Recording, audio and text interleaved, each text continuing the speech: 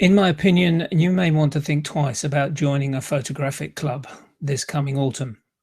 About this time of the year, many photographers, hobbyist photographers, are thinking about joining a camera club to improve their skills and to improve their abilities with the camera and with their printing. It's something which I've come to the conclusion that maybe you would want to think twice about doing this. Camera clubs are a strange body of people in that they welcome you with open arms to join their photographic society, to share their work, to share their skills, and to basically offer the opportunity of educating you to improve your photographic skills. Unfortunately, only several parts of this occur. You very rarely get any education as regards to how to improve your use of the camera. If you are lucky enough to be in a club, I would think that that club would probably push the group to the side while the rest of the club carry on with their own sort of reviewing of other photographies of photographers that have come in to present their work. Photographers that come in to present their work invariably will tell you a story, or they'll play a video of their work on trip and traveling, and at the same time will show their work on an easel, which you all will marvel at because of the superb work that they're showing you, and quite rightly so in some cases. But pinpoint them down and ask them as regards to how did you do that, and what was your f-stop, and what was your lens, or what was your camera you used.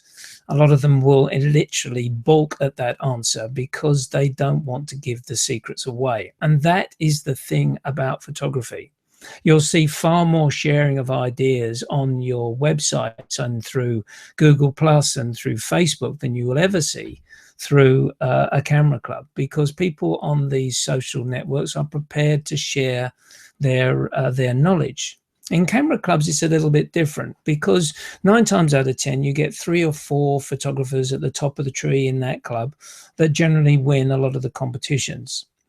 Photography is unique in any of the societies that you can join, in that when the work is presented, it is marked. It is marked either out of 10 or by 20 by an external judge that visits the society to judge the work which is shown to him. Now, the problem with that is that 9 times out of 10, the judge that comes along, and we'll talk about judges later on in more detail, but generally the judge that comes along is only skilled in 1 or maybe 2 genres. If you take into consideration a club of around about 50 members, you may have anything up to 10 different genres of photography being put up on an easel, from abstract, sports, streets, landscape, still life, nature, wildlife, all sorts of opportunities being thrown up at you. And the judge invariably hasn't got the skills to basically judge each individual shot on its merit. He refers back to what he likes and what he doesn't like. A street photographer judge will not mark a landscape photograph highly. He will not mark a still life photograph highly. Put a street life photographer a photograph in front of him, and he'll consider that with his knowledge and his skills, and he will consider the score on a higher basis. Judges, as I said I will come to, judges are not taught how to judge. They probably will be lucky enough to go along to a day's get together and advised as regards to what they should be looking for: exposure, cropping, things that shouldn't be there, things that could be cloned out, things that could be introduced, which is a weird thing, isn't it, in photography, if you really think about it, to improve the image that is being presented to them. Is it printed on the right material? Is it been exposed properly? Has there been any problems with the printer? Is there any overcast of color, etc., etc.? All these things go in to basically what the judge is taught through or is advised through. They don't go through any course in the UK as regards to learning how to teach and to judge photographs correctly. So this is this is the underlying problem with the camera club, the judge. The judge comes in from an external source. He views people's photographs. He's probably got 2 or 3 minutes to view them on his own. Then they go up on the easel, and then he makes his comments and he marks them out of 10 or 20. Now, if that judge is a regular visitor back to the same club, he will know who is the best 2 or 3 photographers from that club. He will see them. He will be knowledgeable of them because they have represented the club in external competitions. And 9 times out of 10, those guys will get a bigger and a higher mark than the rest of the guys in the club. So this comes down to the point now where you consider the member. The member will welcome you with open arms to his club because his immediate thought is, oh, that's another £50 into our coffers. They will then start saying, what type of photographs do you like taking? Oh, I like taking photographs of aircraft. Is the answer. Aircraft. Not very useful these days, you'll get the answer. Not very it's very easy to take photographs of aircraft in the air, flying jets. There's nothing difficult about it. I've heard these comments made, so it's no secret. You immediately are on the back foot because you're thinking, well, how am I going to improve my photography if no one is going to tell me where I'm going wrong, apart from what I've just heard? We get into the competition. The competition starts off, and the best photographers in the club will put something out in the first week that is totally different from what they've done before to see what they can achieve with doing something different. They don't get marked very highly.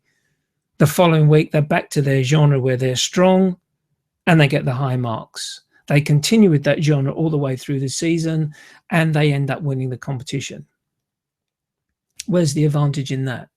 There's no advantage in that for that photographer in any case, and secondly for the club, because the club is not pushing those photographers at the top end of the scale into experimenting in different genres.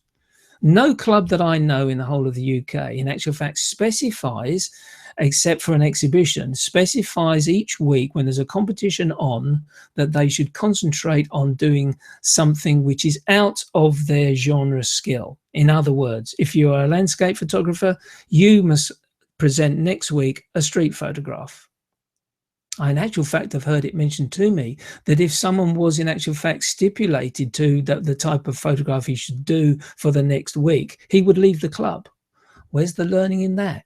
There's no learning in photography by turning around to someone and saying, well, okay, you carry on shooting what you like and we'll give you 10 every week. Now take it down to the bottom end of the scale where the person has just joined, and no doubt his first marks are going to be low for understandable reasons, 4, 5s and 6s out of 10. The odd 1, 8 now and then, probably just, he's put something a little bit special, but it's the consistency through the season which he has to perform at. How do you think he will now feel? Well, there's no point me entering this competition because Joe Blogg's over there, he wins every week. Where's your camera club going to be in 2-3 years' time? No further down the line, no further better than what it was before, because you haven't put the constraints on the better photographer to push his work even more. And the only way I can see that happening is either you handicap the top photographer, or in actual fact, you start making specific sessions of skills which the photographers in the club have to take through the season. In other words, 1 week street, 1 week landscape, 1 week still, 1 week portraits. By doing that, you will in actual fact find the best photographer in your club. Not the best photographer that takes landscapes or the best photographer that takes still lifes. We know they're good at that, and some of them are very, very good. Please don't get me wrong. They've got very high levels at the Royal Photographic Society and other societies of that nature. So it's very important. I'm talking to you as the potential person who's thinking about joining a club. You've got to be you've got to be careful, and you've got to understand how a camera club works. You've got to be mindful of the members. You've got to be mindful, are they welcoming? And you've got to be mindful of the judging and the competitions and how these competitions work. And where do you fall in that? Added to that, think about the members themselves as well. Be mindful of the member who turns around and says, what camera do you use?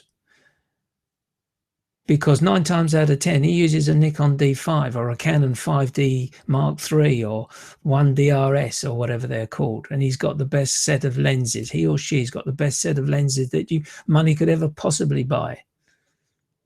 And if you go along with your camera, which is a little tiny compact, and say, this is what I take my photographs with, you've got a tough uphill struggle because you're in a group already. They've pushed you into a group, and the advice will be, you got to get a better camera. And please believe me, you don't need a better camera. I have won competitions with my iPhone. So it's not down to the camera. It's down to what you learn and also your printing skills. And there's another thing, printing. You join a camera club because you want to improve in your printing skills.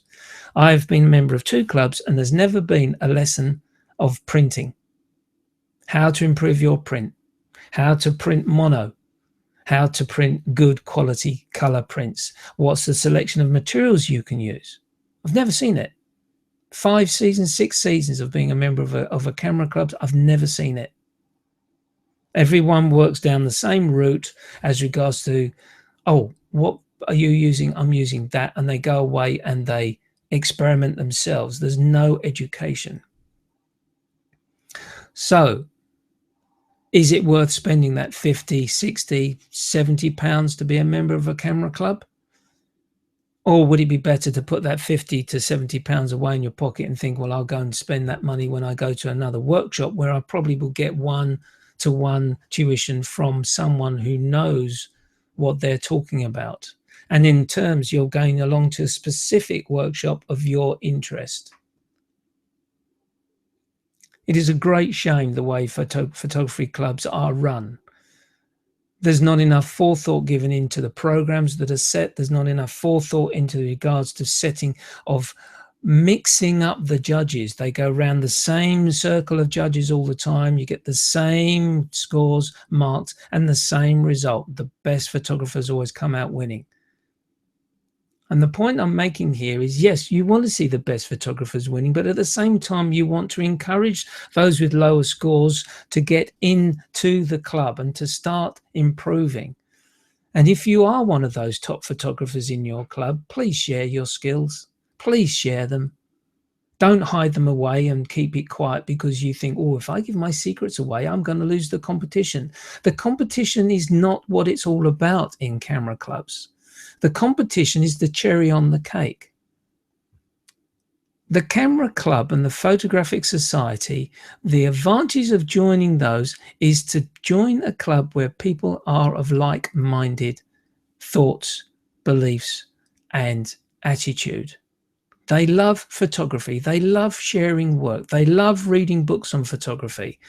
They love the old masters. They love the new masters.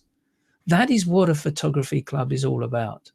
A meeting of like-minded people, not to be at the top of the tree every season because they must maintain that level.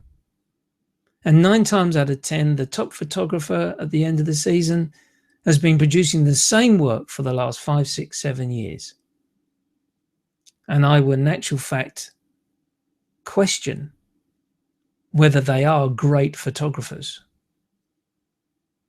So anyway, something for you guys to think about out there. You may be thinking about joining a camera club this year. They generally start around about September time. And use your time wisely. Don't just go to the first one that's local to you and you go to the 2 or 3 sessions, which is free for you to get everything. Go to the others, which are fairly close round, and take in what in actual fact is happening. Take in who is top of the tree. Take in what they're going to offer you. After all, it's the camera club is really wants you to join because it gets its 50, 60 pounds off you. You're joining the club because you want to improve on your photography. So don't get sucked in because it's a great camera club. They win all the trophies and you've got to go there and you've got to find a way that's going to help you improve your photography. Personally, I'd stay with going on Google+, Facebook, Flickr, join groups, get involved with groups, get involved with a couple of workshops, spend your money wisely on that front, read books, study the photographers in the books that you can buy from Henri Cartier-Bresson right the way to Michael Kenner. Bruce Percy, look at the work by Trey Ratcliffe, study on those and improve your photography that way.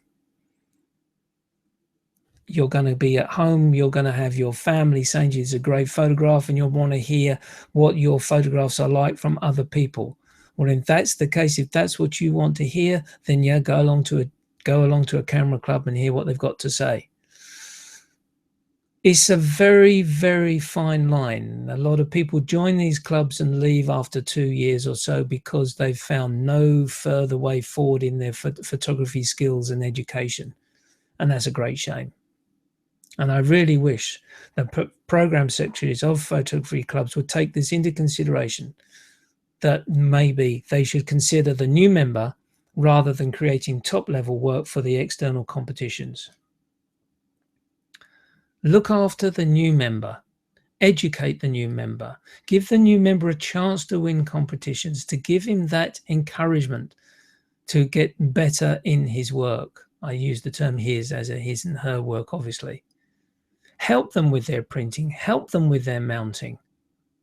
And don't ostracize the new member by pushing them out into a little circle and say, right, you guys can go and learn about the camera over there while this main body stays with a presentation. And those guys out there that present their work, there's another little tip for you guys that basically go out and you get your expenses paid and you show your work to people. Give them the information that they want to hear, the knowledge in how you took the photograph. Not the story behind the photograph. It was a lovely sunny day and I decided to go out and take some photographs. No, not that. Camera skills, camera knowledge, camera settings, camera gear. And then, if it is printed work, how you printed it, what material you used, what printer you used. That's the information members want to hear. As I say, in my opinion, is a contentious program, and this is probably one of the most contentious blogs that I've done. I hope that my comments help you as the beginner looking to join a club and for you to be mindful of it. And I hope program secretaries have heard this and they'll listen to it and think, well, yes, we have got to consider how we can make our club more attractive by making the program set to bring in new work. And at the same time, handicap your top photographers. Make it more difficult for them to win the competitions. Golfers do it, in my opinion.